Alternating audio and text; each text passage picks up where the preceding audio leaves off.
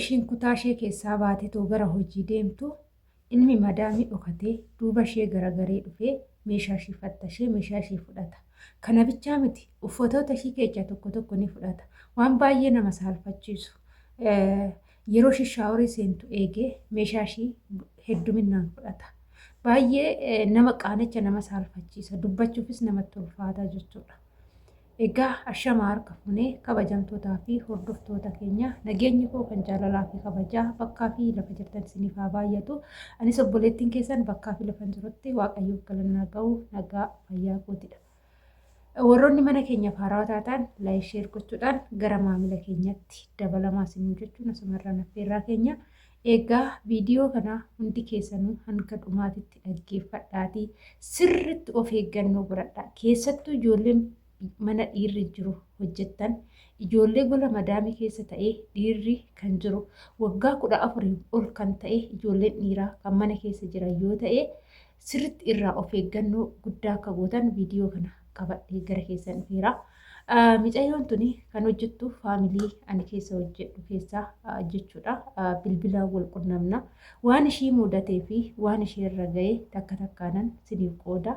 Isinis immoo viidiyoo kanarraa tokkoffaa irratti barumsa guddaa fudhattu, of eeggannoo guddaa godhattu jechuudha. Ijoolleen karri keechaan qulfii hin qabne, balballi keechaan cufaa qulfii hin qabne, madaamota keechanitti himattanii qulfiin akkasiniif dhufu akka gootanii isinitti himan jira. Sanirraan immoo wantoonni akkanaa kun yeroo isinirratti dhufuuf ta'u yaaliin akkanaa gizee isinirratti deemamu wanta akkanaa kana argitanii dhussitanii booda rakkoon kana caalu isinitti dhufa waan ta'eef jalqabuma irratti maal akka gochuu qabdanii fi maal akka gootanii viidiyoo kana keessatti argattu.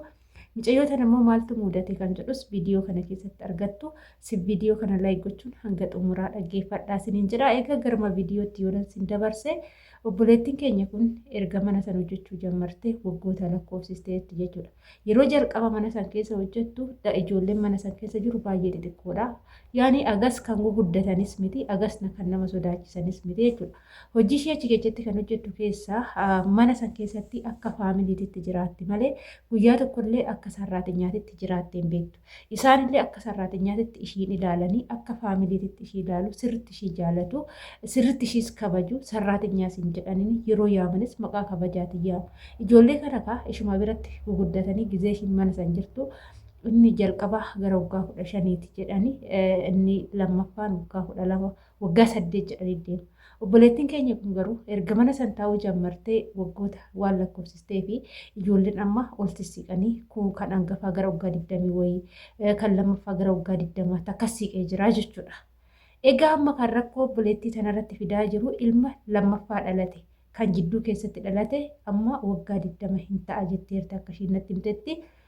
Maal na godha jettee inni kun hangafichi wanti irratti mul'atu hin jiru kan amma rakkoo fidu isa lammaffaa dhalate san jechuudha. Inni kun maal na godha jettee jalqaba irratti duraa kutaa kiyya keessattan arga jettee kutaa kiyya kana yeroo baay'ee yeroo hirribaa ka'eetu kutaa kiyya gadhiisee ba'u ani kutaa kiyya sirreechee qulqulleeffadhee algaa kiyya afadhee maskootii kiyya banadhee maggaarrajaa banee akka qilleensi seenufan dhiisee deemaa jette. Kutaa kiyya kana keessatti achumatti yeroon deemu yeroon hojjakatti hojjedhee kan rafnu iddoon hirriba keenyaa fooqidha. Iddoon hojii keenyaa jala jette baay'inaan immoo jalaan tura jette yeroon hojii kiyya kana hojjedhee xumuree dhufu maggaarrajaanis hin cufamaa, maskootiinis hin cufamaa, algaan ani afadhes immoo akka ani afee biraa ba'e sun taane walitti susukkuumameeti. Akkasumas immoo uffata kiyyaa isan jalaan kaawwadhu uffata paantii jedhamu isa san algaa kiyya irratti arga jette. Maaltu ta'aa jira jedheetuman ilaala jette.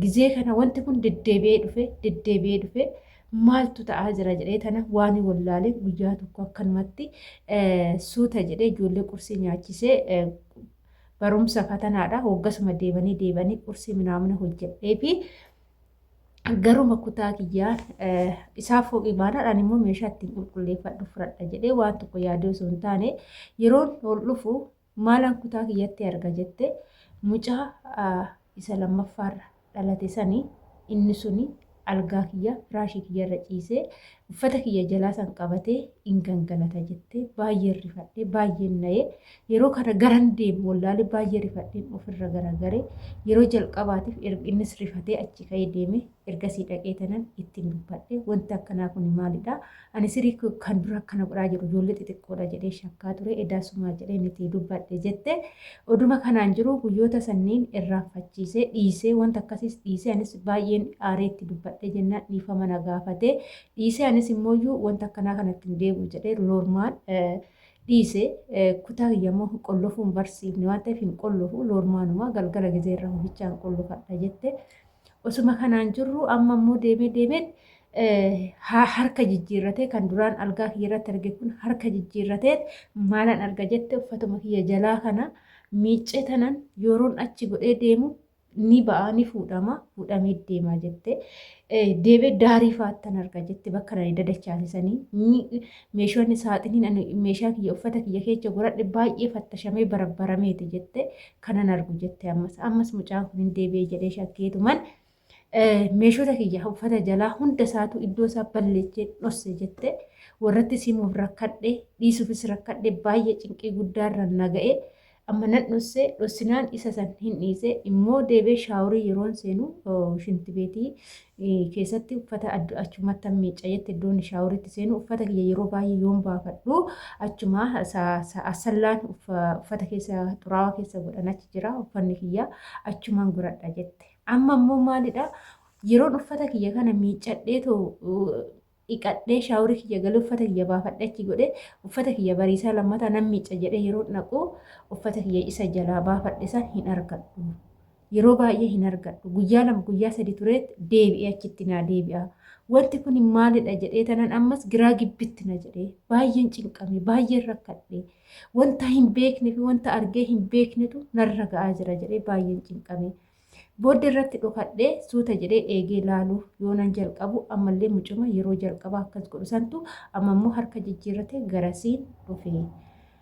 Amma isa kanarratti haadhaaf abbaatti himuu murteessee tanani garuu immoo nan amanan jedhee tanan sodaadhe. Haa ta'uti amma kutaa maalan godhani shintibeeti kiyyas yeroo shaaworii galee ba'u nan qollofadha. Kutaa kiyyas nan qollofadha. Wanta akkanaatitu na mudachaa jira. Ijoolleen kun mucaan akkana qabuun tun duraan daa'ima ture. Amma garuu umurii isaa gara waggaa 20tti sinnaan waan akkanaati yeroo baay'ee babal'inaan irratti argaa jira. Kana yoon jedhu ammaan keessattuu wanti na sodaachise uffata kiyya isa jalaa ani nutsuudha jedhee tanas silaa miiccee tanan ol kaa'ee odoo zim jedhee uffadhee inni fuudhee deemeetti waan godhe simmeetii isaa irratti dhangalaasee fida. Ani qaama kiyyatti aanee uffadha waan ta'eef osoo rakkoon tokko narra ga'ee namni tokkichillee waan akkanaatiin rakkoon kun irra ga'e jedhee namni na amanu hin jiru. Garuu waaqayyoof galannaa gahu waaqayyoon akkanani of eeggannoo godhadhu na argisiisee jira.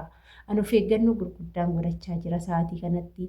Haa ta'utii obboleewwan kiyyaa kan akka kootii mana dhiiraa hojjetanii fi viidiyoo kana daraa akka naa qoodduuf jettee obboleettiin keenya takka keessan natti himattee jirti. Egaa gola madaamii keessatti waa baay'eetu jira. Hirdhuu baay'eetu jira. Ijoolleen teenya akkana taate ilmi arabaa ulfeesse ilmi arabaa akkas godhe yoo jedhani soba fakkaata. Keessattuu immoo wantoota nurra ga'u kana yeroo dhossinu rakkoon itti hancaalu immoo nurra ga'a jechuudha.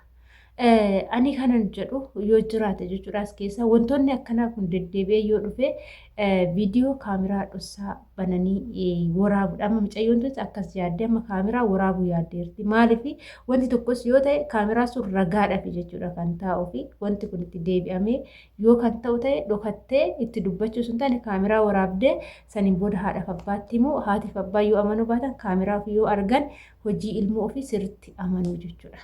Kanaaf ijoollee baay'ee yeroo ammaa rakkoon garaagaraa irra ga'aa jira. Shamarran waan ta'eef deebi'aati immoo birriin maallaqnis hedduun na jalaa bade jettee maallaqa keessattuu birrii Itoophiyaarraa fidadhellee na jalaa bade ani akkanattis maallaqa baay'ee of biraan ol kaawwadhu gimmaasha mana bira ol kaawwadha isa gimmaasha xixiqqoo saniyyuu nan dhabee hin jiru hin fudhatame jettee. Ijoolleen wanta akkanaa jechuudha baay'ee ulfaata. Wanti kun baay'ee ulfaata. An akka kootti baay'ee natti ulfaate baay'ees natti kabbade gizee natti himtu baay'ee rifadhe jechuudha. Kanaaf obboloota koo wanni isin jedhu ijoolleen keessattuu mana dhiiraa jiraatan kutaa keessan jechuudha yeroo hundumaa qulfii qabaachuu qaba qullufuu qabdu shintibeetiin uffata keessan baafattanii shintibeetii keessa gootanii booda miicca jettanii dhiisuu hin qabdanii yoo danda'an kutaa keessan keessa lafa gootanii qullufuudha gaafa miiccitan achii baaftanii miiccattanii uffata keessan kutaa keessanitti afachuudha malee uffanni kan afamu iddoo biraa yoo ta'e keessattuu uffata jalaa sirtuuf eeggannoo godhadhaa ijoolleen amma haarawaa biyyarraa dhuftanii arabdoonni akka duraanii miti camallaqanii jiru baalla ga'anii jiru ijoolleen isaanii umurii isaanii waggaa 15 yoo darbe waan biraan laalu bilbila keessaa wanta garagaraa laalaa oolu waan ta'eef booda rakkoo sinirraan ga'uu danda'u. Kanaafuu of eeggannoo gurguddaa godhadhaa biyya ormaa keessatti rakkoon gaafa namarra ga'ee eenyuunillee namni namaa dirmatu hin jiru. Obboleettiin keenyas viidiyoo ergaa kana adaraa kee obboloota kootiinaaf qoodii rakkoon anarra ga'e kun obboleettii kiyya takka adaanuu danda'a. Baasuu danda'a jetteeti jechuudha. Kanaafuu of eeggannoo godhadhaa. Gola madaamii keessa yoo jirtan hojii isaanii qofa osoo hin taane ofii keessanillee sirriitti of eeggannoo godhadhaa. Keessattuu dursa ofii kennaa jechuudha. Waa hundaanuu dursa ofii kennaati hojii isaanii booddeetti aansaasanii jechuun.